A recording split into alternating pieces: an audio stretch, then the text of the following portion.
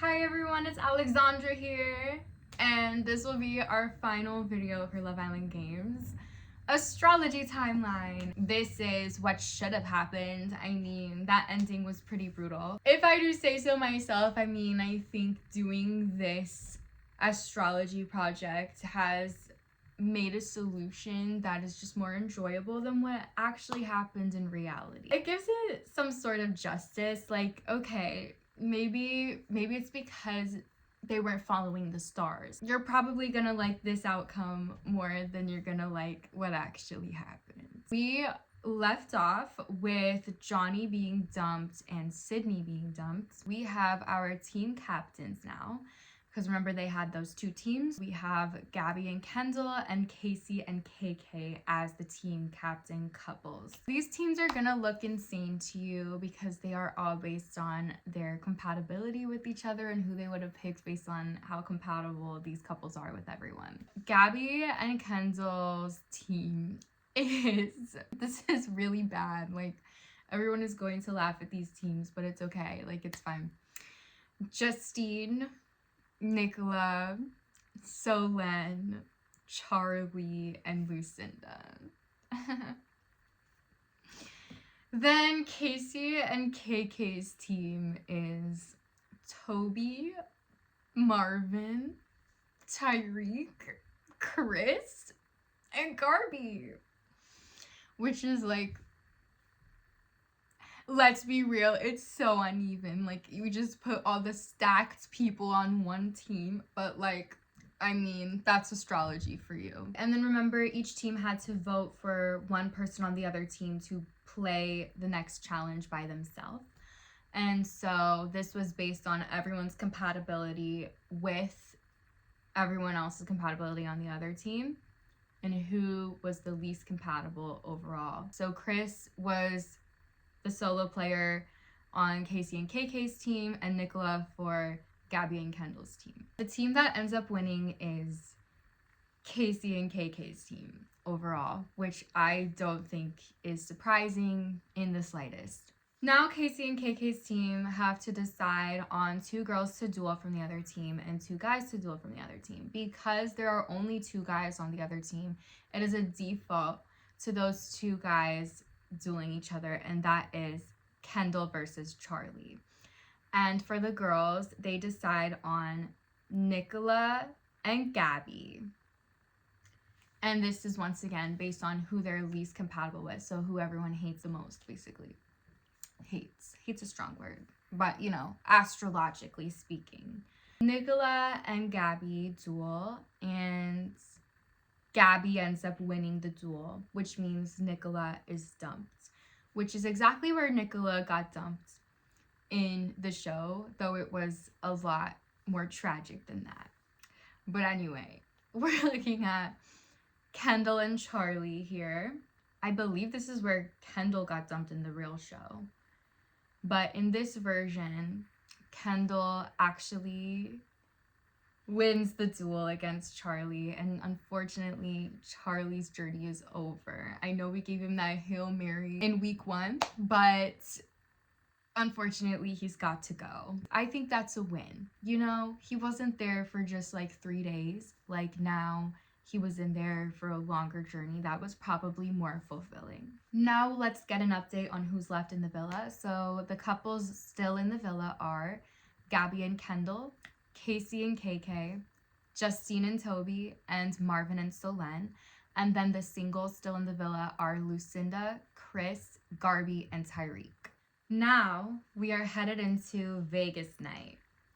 So in the beginning of Vegas night, the boys have to choose to couple up with a girl by sitting next to her at one of the tables. And that was when all that drama happened with Garbi and Toby, and Casey flung him out of his seat.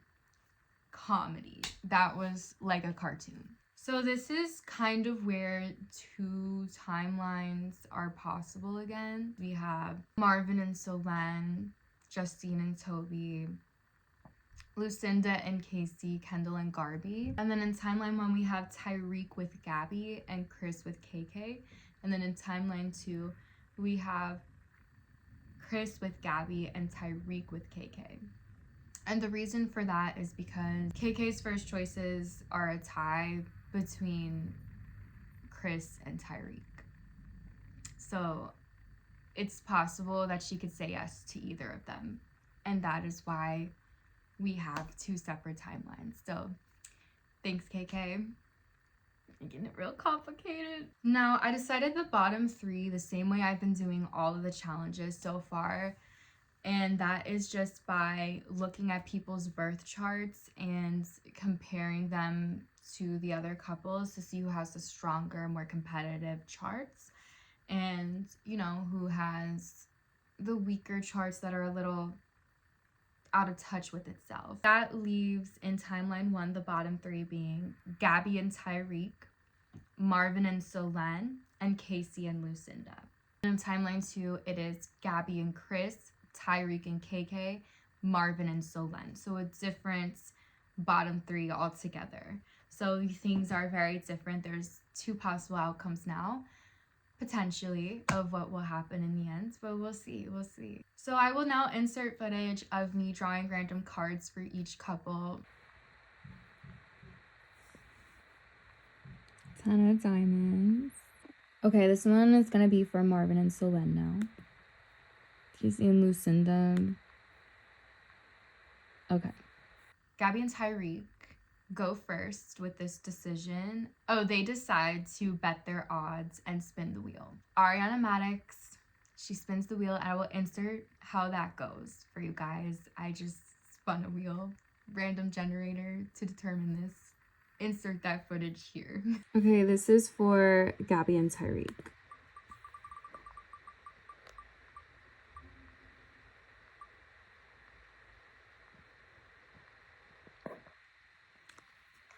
They are dumped, unfortunately. Yeah, welcome back. So, Gabby and Tyreek are dumped. So sad. Now let's look at timeline 2. Whoosh! All 3 couples decide to leave their fate in the hands of their fellow islanders anyway, so the wheel spins for a couple to choose.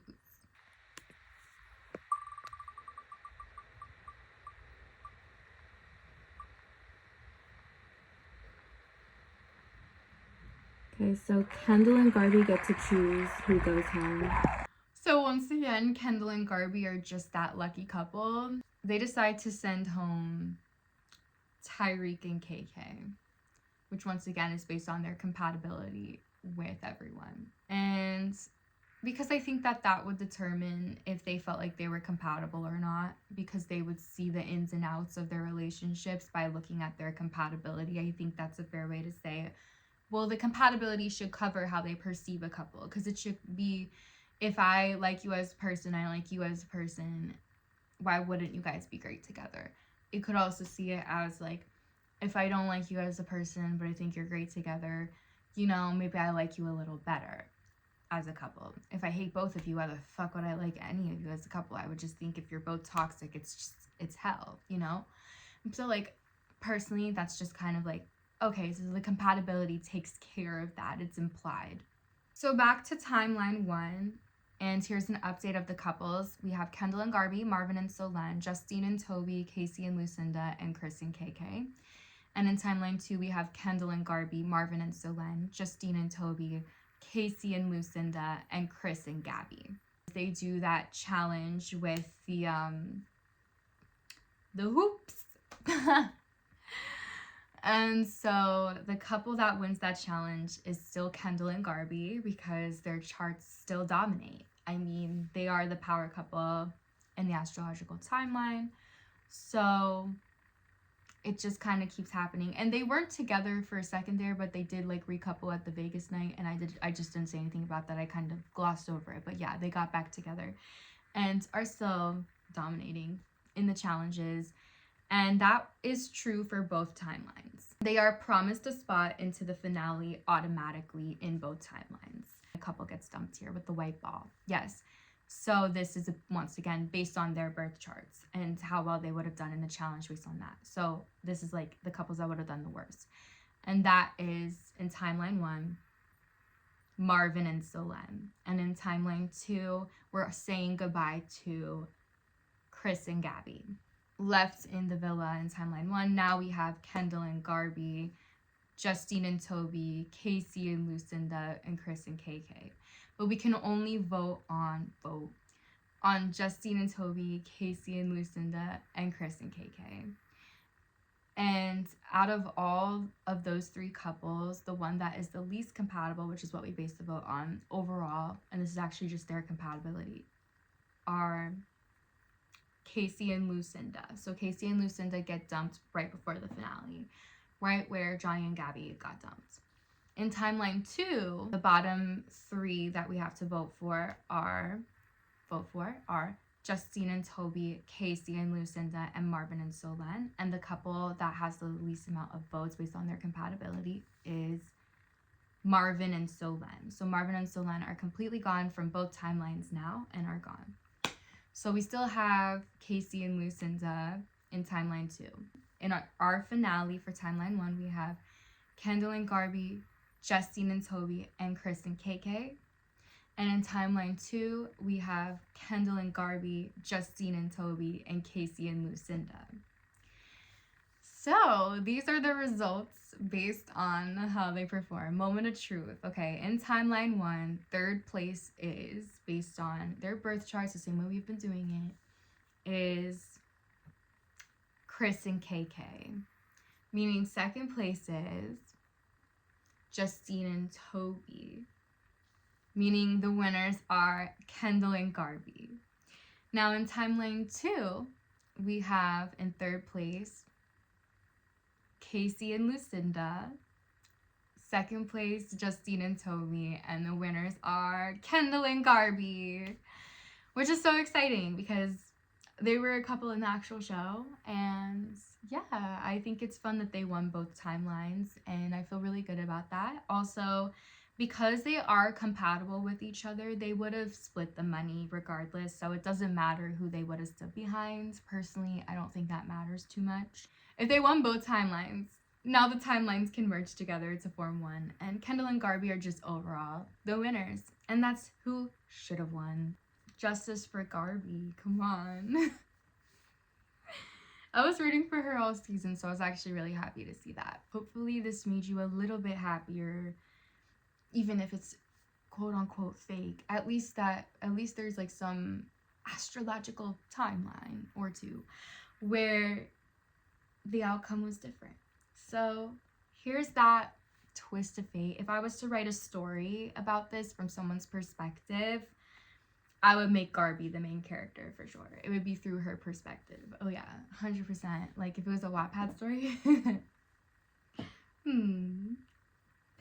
Someone make that. Okay, everyone. Hope you enjoyed that. This is the end of the Love Island game series. If you would like to see more content like this, please like, comment, and subscribe.